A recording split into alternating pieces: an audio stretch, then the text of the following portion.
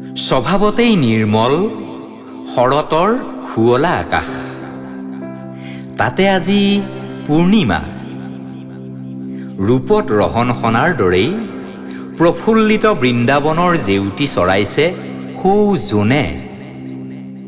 পূৰ্বে ব্ৰজ যুৱতীসকলে কাত্যায়নী পূজা কৰি জলক্ৰিয়া কৰাত আমি তেওঁবিলাকৰ বস্ত্ৰ হৰণ কৰা হৈছিল।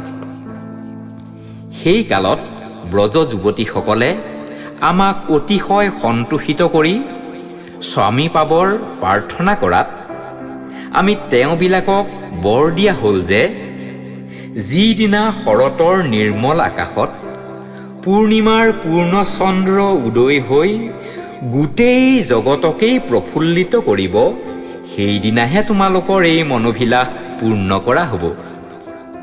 বোধহয় এই আশা যুৱতীসকলৰ অন্তৰত চিৰদিনেই জাগৰিত হৈ আছে। আজি সৌৱা শৰতৰ নিৰ্মল আকাশত পূৰ্ণিমাৰ পূৰ্ণচন্দ্ৰ উদয় হৈছে।